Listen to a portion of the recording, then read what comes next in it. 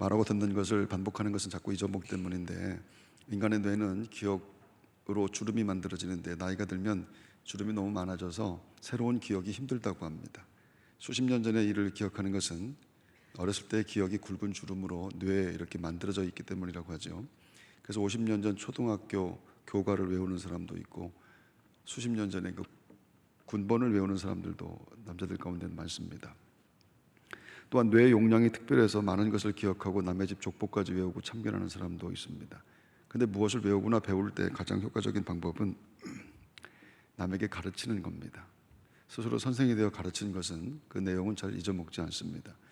그리고 남에게 가르치는 것보다 외우는 것에 더 좋은 방법은 기억할 내용을 스스로 실천하는 것, 살아보는 것이라고 할 수 있을 겁니다. 무엇이든 체험하는 것이 제일 확실하게 각인이 되어서 오랫동안 기억이 되기 때문입니다. 어느 목사님이 사우나에 갔는데 물을 담아놓은 탕이 여럿이 있는 것을 발견했습니다. 초음파탕, 진흙탕, 소금탕, 라돈탕 이런 것들이 있는데 그 중에 쑥탕이라고 하는 것이 있었다고 하죠. 다른 모든 탕처럼 쑥탕 앞에 쑥탕의 효능에 대해서 쓰여 있었다고 합니다. 쑥은 살결을 아름답게 하며 신경통, 산후통에 효과가 좋습니다. 쑥 향기 곧 쑥의 정유 성분은 마음을 안정시키고 몸 안의 노폐물과 독소를 몸 밖으로 내보내줍니다. 몸이 피곤하거나 힘이 없을 때 특히 효과를 볼 수 있고 몸을 따뜻하게 해줘 가벼워집니다. 그 안내 문구가 마음에 들어서 쑥탕에 들어갔다고 합니다. 근데 진짜 몸속이 뜨거워지는 것 같고 피부도 부드러워지는 것을 느꼈습니다. 입구에 쓰여있던 안내 문대로 노폐물과 독소가 사라지는지 피곤도 줄어드는 것을 느꼈다고 하죠. 목사가 하는 설교는 이를테면 예수님이 누구인지에 대해서, 예수님을 믿고 그분 안에 들어가면 어떤 일이 일어나는지에 대해서 하는 이야기입니다. 그런데 목사의 설교를 듣고 마음이 뜨거워질 수도 있지만 자주 일어나는 일은 아닙니다. 진짜 마음이 뜨겁고 기적 같은 일들이 일어나는 것은 그 말씀의 삶에 내가 직접 들어가 볼 때입니다. 즉 말씀을 실천해 볼 때 그때 말씀의 진짜 능력이 나타나게 된다는 것이죠. 그냥 듣기만 하는 것으로는 말씀의 능력을 체험하는 것이 그렇게 만만치가 않은 겁니다. 여러분들은 말씀을 잘 들으시고 정말 말씀을 살아보려는 결심이 오늘도 꼭 있게 되기를 바랍니다. 그래서 바울은 디모데에게 경건의 모양은 있으나 경건의 능력은 부인하는 자니 이 같은 자들에게서 네가 돌아서라 이렇게 말합니다.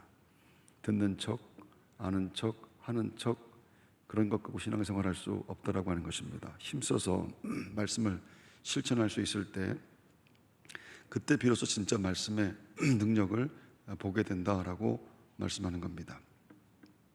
그렇게 말씀을 실천하며 사는 것은 쉽지는 않지만 마음만 먹으면 성령께서 그것을 살아낼 수 있도록 또한 그 결과로 이루어지는 기쁨과 생명과 열매를 또 보게 만드십니다. 그것은 성도의 삶에 말씀이 증거가 되는, 정말 말씀이 증거가 되는 꿈만 같은 일들이죠. 여러분에게도 있게 되기를 바랍니다.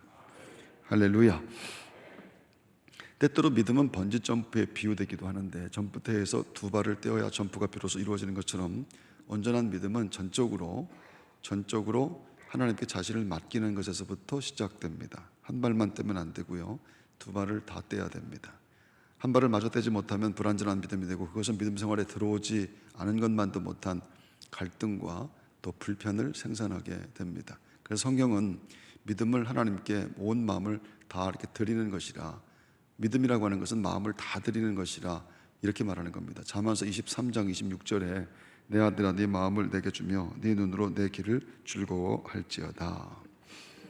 믿음이 나를 초월하여 존재하는 분께 나를 맡기는 것이다 라고 한다면 믿음의 표현되는 가장 중요한 형태는 믿음의 대상을 향한 기도, 하나님에 대한 기도라고 할 수 있습니다. 믿음 있는 자만 기도합니다. 하나님께 마음을 드리는 자, 하나님께 마음을 쏟는 자, 하나님을 의지하는 자만 기도할 수 있다, 그런 뜻입니다.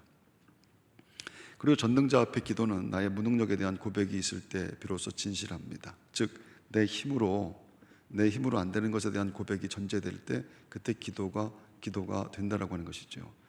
자기 힘으로 할 수 있으면 굳이 기도할 것도 없고요, 기도의 대상에 대해서 생각하고 말 것도 없는 겁니다. 자기 힘으로 할 수 있으면 말입니다. 내 힘으로 안 됩니다. 그것이 고백이 되어야 기도가 되는 것이라 하나님이 도우셔서 할 수 있다라고 하는 것, 그것은 인간이 하나님을 의지하며 살도록 창조된 본연의 자리로 돌아간다라고 하는 뜻이 됩니다. 그래서 겸손하고 그리고 또 진실한 기도는 창조의 회복과도 같은 겁니다. 원래 인간이 그렇게 살도록 처음 만드셨을 때 하나님을 의지하며 하나님을 절대적으로 의지하며 살도록 만들어진 존재, 그 처음의 자리로 돌아가는 것이라는 겁니다. 같은 말로 기도하지 않는 것은 내 힘으로 산다라고 하는 것, 도와주지 않아도 살 수 있습니다라고 하는 그런 뜻이 됩니다. 이건 뭐 교회를 다니고 말고 그런 문제가 아닙니다. 내가 기도하지 않고 산다라고 하는 것은 내 힘으로 살 수 있습니다. 혼자서도 잘해요. 그런 뜻이고요. 하나님은 그러면 그렇게 하라고 합니다. 한번 나 없이 네 힘으로 한번 살아봐라. 네 마음대로 한번 살아봐라. 그렇게 하십니다. 그리고 그렇게 내 힘으로 사는 것을 하나님 없이 사는 인생, 성경은 그것을 유기된 인생이라고 합니다. 버려진 인생이라고 합니다. 여러분들은 하나님의 자녀로 삽니까? 버려진 자녀로 삽니까? 그것은 하나님 앞에 기도하는 것으로, 늘 기도하는 삶으로 결정이 되는 것이라 그렇게 생각할 수가 있는 것이죠. 어렵고 힘든 일들을 통해서라도 하나님은 기어이 하나님을 찾도록 만들어내시는데, 하나님은 절대로 택한 백성이 자기 힘으로 살도록 버려두지 않기 때문인 겁니다. 그래서 결국 하나님의 살아계심을 알게 되는 복이 되는데, 그래서 인생의 고통과 고난도 하나님의 사랑이었음을 고백하게 되는 것 말입니다. 하나님은 택한 백성을 반드시 그 자리로 끌고 가셔서 찬송을 받으시는 분입니다. 할렐루야. 어느 바리새인이 예수님께 식사 한번 하자고 했습니다. 식사 한번 하시죠. 예수님이 그러자고 하셨습니다. 그렇게 둘이 마주 앉았을 때 동네 죄를 지은 여인이 예수님께 나와서 울면서 눈물로 주님의 발을 적시고 자기 머리털로 닦고 그 발에 입 맞추고 향유를 부었다고 합니다. 누가복음 7장 38절, 예수의 뒤로 그 발 곁에 서서 울며 눈물로 그 발을 적시고 자기 머리털로 닦고 그 발에 입 맞추고 향유를 부으니. 당황스러운 상황입니다. 바리새인은 갑자기 일어난 그 일에 대해서 마음이 많이 불편합니다. 무엇보다 그 여자가 누구인지, 어떤 여자인지 알고 있었기 때문입니다. 성경이 이렇게 말을 하죠. 누가복음 7장 39절, 예수를 청한 바리새인이 그것을 보고 마음에 이르되 이 사람이 만일 선지자라면 자기를 만지는 이 여자가 누구며 어떠한 자 곧 죄인인 줄을 알았으리라. 그런데 주님이 바리새인의 마음을 읽고 이렇게 말씀합니다. 그의 많은 죄가 사하여졌도다. 이 여자에게 이르시되 네 죄사함을 받았느니라. 네 믿음이 너를 구원하였으니 평안히 가라 하시니라. 함께 앉아있던 사람들이 죄를 사해 주겠다라고 하는 그 말씀에 깜짝 놀랐습니다. 함께 앉아있는 자들이 속으로 말하되 이가 누구이기에 죄도 사하는가 하더라. 눈물로 예수님의 발을 적셨다라고 하는 것은 여인의 삶 속에 참을 수 없는 큰 아픔, 안타까움, 슬픔, 이와 같은 것들에 대한 표현입니다. 한 방울 한 방울 모아놓은 고통스러운 인생의 눈물들, 그것을 예수님께 다 쏟았다, 마음을 다 쏟았다라고 하는 뜻입니다. 그리고 성경은 주님이 그것을 불쌍히 여겨주셨다, 자기 마음을 다 쏟은 것을 불쌍히 여겨주셨다라고 하는 말입니다. 사람들에게는 누구나 눈물병이라고 하는 것이 있습니다. 누구나 유예 없이 다 마찬가지입니다. 인생살이 하면서 흘린 눈물들을 모아놓은 것, 살아온 삶의 희노애락이 담겨진 것 말입니다. 눈물은 슬퍼서 흘리고 또 기뻐서 흘리고 아파서 흘리고 서러워서 힘들어서 속상해서 안타까워서 눈물이 납니다. 즉 그것은 삶의 모든 흔적과 또 절절한 인생의 이야기들이라 할 수 있을 겁니다. 따라서 그 눈물병에 눈물을 다 쏟는다라고 하는 것은 자신의 모든 아픔을 주님께 쏟아버리고 이제는 다시는 울고 싶지 않다라고 하는 그런 뜻입니다. 이건 다 쏟아버리고 이거 다 하나님 앞에 내려놓고 내가 다시는 울고 싶지 않습니다. 그것이 마음을 쏟는 것이라. 그분이 눈물을 닦아주시는 분이기 때문에 그분이 눈물을 그치게 하실 수 있는 분이기 때문입니다. 할렐루야.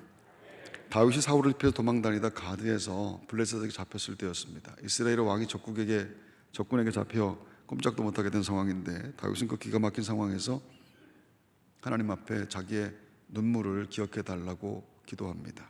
나의 유리함을 주께서 계수하셨사오니 나의 눈물을 주의 병에 담으소서. 이것이 주의 책에 기록되지 아니하였나이까. 하나님은 내 고통의 세월을 알고 계십니다. 하나님은 내가 얼마나 기가 막혔는지, 내가 얼마나 서러웠는지, 그리고 얼마나 아픈 고통스러운 눈물을 흘렸는지 하나님은 아십니다 라고 하는 뜻입니다. 내 눈물을 주의 병에 담으소서. 하나님은 내가 어떻게 살았는지, 내가 얼마나 서러운지 아십니다. 하나님은 아십니다. 그리고 하나님만 아시면 됩니다. 그런 뜻일 겁니다. 서양에서는 결혼하는 딸에게 어머니가 진주를 선물하는데 그것을 frozen tears라고 합니다. 얼어붙은 눈물이라고 하죠. 딸이 결혼 후에 흘릴 눈물을 상징하는 선물인데, 그런데 하필 진주인 것은 진주가 만들어지는 과정에 대한 이야기 때문이라고 합니다. 진주는 아비큘레테라고 하는 굴의 몸에 들어온 모래알이 변해서 생성된 보석인데, 몸에 모래알이 들어오면 굴은 둘 중 하나를 선택합니다. 굴은 나카라고 하는 특수한 물질을 생성하는데, 그것으로 살갗에 이렇게 파고든 모래알을 끊임없이 감싸거나 아니면 모래알을 무시해 버려야 됩니다. 나카가 모래알을 감싸면 엄청난 고통이 굴에게 임하게 되는데, 그러나 고통의 분량만큼 진주는 점점 더 커지게 됩니다. 반대로 모래알을 무시하면 통증은 없지만 모든 살이 골마서 곧 죽게 돼 버리지요. 고통을 참고 진주가 되거라. 결혼해서 힘들고 어려운 일들 많을 텐데, 눈물 날 일들이 많을 텐데, 그걸 다 참고 너는 진주가 되거라. 결혼하게 딸에게 주는 엄마의 사랑, 엄마의 권면입니다. 사실은 인생이 다 그렇죠. 삶이 불편하고 고통스러운 모래알은 끝도 없이 인생에 스며들어옵니다. 그것을 만날 때 기도로 맞서 눈물의 진주를 만든 사람이 있고, 이리저리 피해 다니다가 스스로 망하는 사람이 있는 것뿐입니다. 역경을 대하는 태도에 따라서 인생이 확연하게 달라진다고 하는 뜻인데, 언제나 인생의 눈물은 강력한 힘을 갖게 됩니다. 사실 눈물 자체에 힘이 있다고 하는 것은, 싫은 사람이라도 눈물을 보이면, 미운 사람이라도 눈물 흘리는 것을 보면 마음이 이렇게 녹아지고 풀어지는 겁니다. 그래서 얼어붙은 마음을 녹이는 눈물의 강력한 능력이라 할 수 있을 겁니다. 운다, 상대방이 운다라고 하면 말입니다. 근데 무엇보다 그 눈물에 이렇게 강력한 능력이 있다고 하는 것은 중요하지만, 사실은 울음이라고 하는 것은 대상이 있어야 되는 것이죠. 울 수 있는 대상이 없으면 울지를 못하는 겁니다. 즉 봐주는 사람이 있어야 울 수 있다라는 뜻입니다. 그래서 우는 것은 하소연할 상대가 있다라고 하는 그런 뜻입니다. 하소연할 상대가 없으면 울지 못한다라고 하는 겁니다. 교회 와서 하나님 앞에 머리를 숙일 때, 여러분 교회 오면 기도부터 하는 겁니다. 남의 집에 갈 때도 일단 앉으면 기도부터 하는 겁니다. 여러분 교인들이 남의 집에 가갖고 빨리 차 달라고 하거나 얘기부터 시작하거나 그러면 안 돼요. 교인들은 남의 집에 가면 어딜 가든지 먼저 기도부터 하는 사람들입니다. 하물며 교회 오는 것은 말할 것도 없는 것이죠. 교회 와서 막 인사부터 하고 다니고 막 그러는 거 아니에요. 교회 오면 하나님 앞에 기도부터 하는 겁니다. 그래서 하나님 앞에 머리를 숙일 때 기도도 하기 전에 그냥 막 눈물부터 쏟아지는 사람들이 있습니다. 참고 참았던 눈물, 이를 악물고 참았던 눈물들이 하나님 앞에 왔을 때 자기도 모르게 쏟아지는 건 말입니다. 또한 새벽마다 기도하며 우는 사람들도 있고, 목사를 보며 눈물이 막 터지는 사람들도 있는 겁니다. 저는 처음 목회를 할 때 고아원에서 시작했는데, 고아원 아이들과 지내며 발견한 것 하나는 아이들이 잘 울지 않는다라고 하는 겁니다. 고아들은 울지 않습니다. 아무도 알아주지 않기 때문에. 고아들이 울지 않는 이유는 울어도 관심을 가져줄 사람이 없다라고 하는 것을 알기 때문입니다. 마음의 상처가 눈물샘을 막아버린 것이죠. 마음에 깊은 상처가 있는 사람은 역시 잘 울지는 않습니다. 그리고 사실 운다라고 하는 것은 실패와 패배를 의미하기 때문이기도 합니다. 상처를 얼어버린 영혼은 울지 못하고 늘 차가울 수밖에 없습니다. 그래서 영혼이 녹아져 눈물이 나오는 것이 그것이 치유이고 그것이 회복입니다. 내 눈에서 눈물이 나온다. 그것은 치유이고 그것 자체가 회복이라고 하는 겁니다. 그래서 언제나 사랑으로 이루어지게 되는 것인데, 하나님의 말씀이 사랑으로 내게 들어올 때 내 눈에서 눈물이 나게 되는 것이고, 남편과 아내 사이에 미움이 있었다 할지라도 거기 사랑이 다시 들어오게 될 때 마음에서부터 눈물이 시작되게 되는 것이고, 눈물이 치유이고 눈물이 회복이고 눈물이 사랑이라. 근데 그게 잘 안 나온다라고 하는 겁니다. 도미노 피자를 만든 톰 모너건은 미국 미시간주의 성 요셉 보이군에서 자랐는데 성격이 안 좋았습니다. 폭력적이었고요. 친구들과 자주 싸웠고 결국 학교에서 퇴학을 당하게 됩니다. 이제 나이가 들어서 입양을 해야 되는데 입양을 하는 사람이 없습니다. 왜냐하면 너무 폭력적이기 때문에 누구도 데려가 키울 생각을 안 하는 겁니다. 톰은 웃음과 눈물을 모두 잃어버렸죠. 그 보육원에는 베레다라고 하는 수녀가 있었는데, 어느 날 베레다가 톰을 꼭 껴안고 이렇게 말했다고 합니다. 하나님은 너를 절대로 놓지 않는다. 하나님은 너를 정말 사랑하신단다. 좀 힘들고 고통스러우면 그냥 울어버려라. 그냥 울어라. 그리고 그 마음 가지고 하나님께 기도하거라. 아무도 그렇게 얘기해 준 사람이 없었는데, 그 베레다 수녀가 해주는 그 얘기, 자기를 꼭 껴안고 해주는 그 이야기, 그 한마디에 톰이 변하게 됩니다. 말 한마디에 새로워진 그는 피자 만드는 일을 하게 되었는데, 피자 한 판의 반죽을 11초에 완성하는 세계 최고의 기술자가 되지요. 후에는 도미노 피자 체인점을 만들어 세계적 기업으로 성장시켰습니다. 그리고 그것을 눈물의 힘입니다, 기도의 능력이었습니다 라고 고백하는 겁니다. 그래서 힘들고 괴로우면 울어야 됩니다. 힘들고 괴로우면 울어야 되는데, 그런데 그냥 울면 불쌍하고 서럽고 그리고 처량할 뿐이라. 그냥 울면 불쌍하고 또 서럽고 그냥 처량한 것 뿐이라. 기도하면서 울어야 됩니다. 아멘 하십시오. 기도하며 우는 것, 그것이 능력이라 성경이 그 말씀을 우리에게 말씀합니다. 눈물의 기도는 반드시 응답과 축복을 만들기 때문이죠. 그래서 울며 기도하는 사람이 소망입니다. 눈물의 기도는 하늘의 보좌를 움직입니다.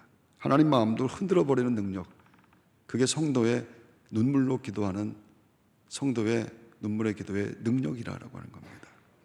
하나님이 내 눈물을 유리병 속에 담으시며 하나님 측에 기록한다고 약속해 주셨습니다. 할렐루야.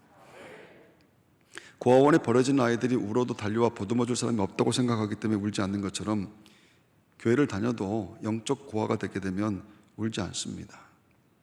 눈물의 기도를 들어줄 분이 없다고 생각하기 때문입니다. 그래서 사람이 더욱 외롭고 또 괴로운 것이죠. 교회를 다녀도 울어본 적이 없는 것은 스스로 영적 고아로 살기 때문입니다. 기도하며 흘리는 눈물이 축복인 것을 체험하지 못한 것, 그러면 신앙생활이 팍팍해집니다. 말씀을 들어도 너무 건조한 겁니다. 남들 다 울어도 절대 울지 않습니다.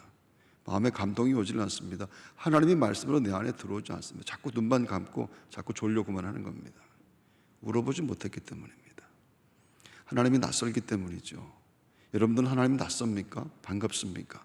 하나님이 친숙합니까? 하나님과의 친밀함이 있습니까? 아니면 교회에 와 있지만 하나님이 그분이 아버지이신데 아버지가 너무 낯선 것, 세상에 그것보다 더 불행한 일이 있겠는가? 모래알 같은 고통의 삶 속에 침입해 올 때 그것을 눈물 기도로 감싸면 진주가 만들어진다는 겁니다. 하나님은 눈물의 기도에 응답하시고 아픈 부분을 만지고 또 고쳐주십니다. 하나님 앞에서 흘리는 눈물로 삶의 골문 부분들이 깨끗하게 씻겨지게 되는 것, 눈물로 기도하면 해결책이 주어지게 되는 것, 여러분은 꼭 체험하게 되기를 바랍니다. 한나는 아들이 없었어요. 물론 딸도 없었습니다만, 남편의 풍성한 사랑으로 부족한 것이 없었지만 고대 사회에 자식이 없다, 그것은 너무 견딜 수 없는 고통입니다. 한나가 울었습니다. 사무엘상 1장 10절, 한나가 마음이 괴로워서 여호와께 기도하고 통곡하며, 그리고 사무엘을 한나는 선물로 받습니다. 그리고 약속대로 젖을 떼자마자 성전에 보내고 평생을 아들을 위해서 울지요. 그의 눈물의 기도는 사무엘을 민족을 구원하는 지도자로 만들었고, 하나님은 사무엘 외에 세 아들과 두 딸을 선물로 덤으로 더 주었다고 말씀합니다. 사무엘상 2장 21절, 여호와께서 한나를 돌보시사 그로 하여금 임신하여 세 아들과 두 딸을 낳게 하셨고 아이 사무엘은 여호와의 앞에서 자라니라. 이를테면 하나님 앞에 울어서 만든 자식들, 세 아들과 두 딸, 아니 네 아들과 두 딸, 울어서 만들어낸 자식들, 그것을 축복이라고 성경은 말하는 겁니다. 하나님 앞에서 울어본 사람의 믿음은 참 귀합니다. 하나님이 들으시고 응답하시기 때문인데 그 체험으로 사는 것을 성도라고 말하는 겁니다. 그래서 예수 믿는 사람은 우는 사람들입니다. 예수 믿는 사람들은 늘 웁니다. 서러워서 우는 것 아닙니다. 힘들다고 우는 것도 아닙니다. 하나님 앞에 울어야 살 수 있기 때문에, 그렇게 울어야 내 자녀도, 내 교회도, 또 내 국가도 살아날 수 있다고 하는 것을 아는 사람들이기 때문입니다. 할렐루야. 주님이 십자가를 앞두고 제자들에게 내가 너희를 고아와 같이 버려두지 않겠다 이렇게 말씀했습니다. 내가 너희를 고아와 같이 버려두지 아니하고 너희에게로 오리라. 그것은 울지 못하는 백성으로 만들지 않겠다라고 하는 그런 뜻입니다. 반드시 너희들은 나를 찾는 백성으로 내가 만들어낼 거다. 네가 부르면 내가 빛의 속도로 달려올 거다. 네가 부르기만 하면 내가 달려오겠다라고 하는 그런 말씀입니다. 내가 너희를 고아와 같이 버려두지 아니하리라. 이건 얼마나 귀한 약속입니까? 네가 부르면 내가 달려오겠다. 제가 아무리 설교를 잘해도 설교로 삶의 변화가 일어나는 것은 쉽지가 않습니다. 눈물과 기도의 설교를 듣는다고 눈물이 나오는 것도 아닙니다. 그러나 말씀대로 기도를 시작하게 되면 그럼 눈물이 나오는 겁니다. 하나님 앞에 엎드려서 울어야 됩니다. 하나님 그 눈물을 주의 병에 담으시고 응답하시는 분이신데 반드시 그렇게 하십니다. 우리가 하나님 앞에서 흘린 눈물을 절대로 하나님은 헛되게 만들지 않으시며 유리병 속에 담으시며 주의 책에 기록하시며 그것을 응답하심으로 살아계신 하나님을 증거하시는 분이신 것을 여러분들은 꼭 믿고 체험하게 되기를 바랍니다. 우리는 한 번도 경험해 보지 못한 감염병, 그것으로 인하여 너무 불안하고 또 두려운 세월을 살고 있습니다. 벌써 6개월이 되었는데 전 세계적으로 점점 더 어려운 소식들이 들려오게 되죠. 처음엔 한 2주 정도면 되지 않겠나 생각했었는데 이게 벌써 6개월이나 되어버리는데 점점 더 어려워지는, 점점 더 무서운 소식들이 들려오는 세상을 삽니다. 앞으로 어떻게 될지 모르겠고 내 자녀들이 살아갈 세상을 생각하면 이건 너무 기가 막힌 현실입니다. 사무엘은 폐역한 엘리 제사장의 집에 살았죠. 제사장의 두 아들 홈리와 비느하스는 재물을 훔쳐먹는 도둑놈들이었습니다. 성경은 그들이 사무엘상 2장 17절 여호와의 제사를 멸시함이었더라 이렇게 말합니다. 제사 드리는 것, 예배 드리는 것, 성전에 살면서 무시하고 제물로 드려진 것 훔쳐다가 먹고 도둑놈들이 살고 있는데 사무엘은 그들과 같이 자라나는 아이입니다. 그런데 사무엘이 그들의 영향을 받지를 않는 거예요. 원래 도둑놈들하고 살면 같이 도둑놈이 돼야 되는데 사무엘은 그렇지 않습니다. 그곳에서 반듯하게 하나님 말씀 듣는 자로 세워졌고 마침내 이스라엘을 살려내는 민족의 지도자가 됩니다. 사무엘의 어머니 한나는 울기만 했습니다.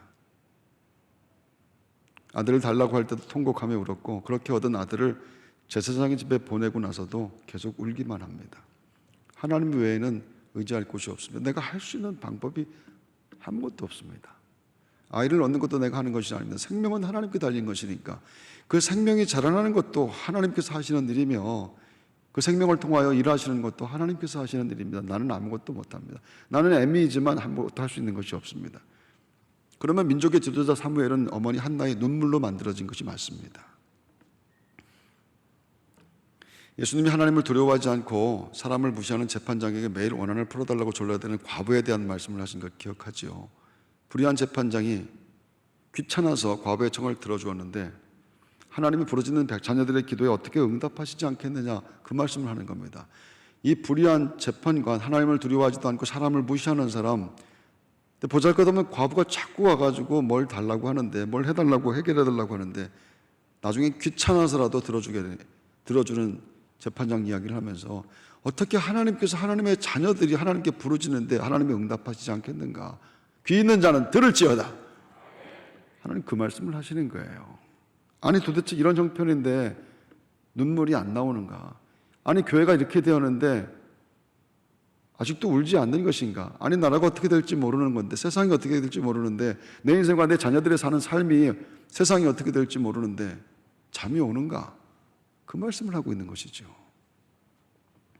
하물며 하나님께서 그 밤낮 부르짖는 택하신 자들의 원한을 풀어주지 아니하시겠느냐? 그들에게 오래 참으시겠느냐?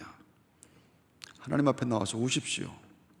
성도는 자기 죄 때문에 울고 구원받은 감사로 울고 치유와 회복의 은혜 때문에 울고 그 사람들이 하나님의 사람들이라.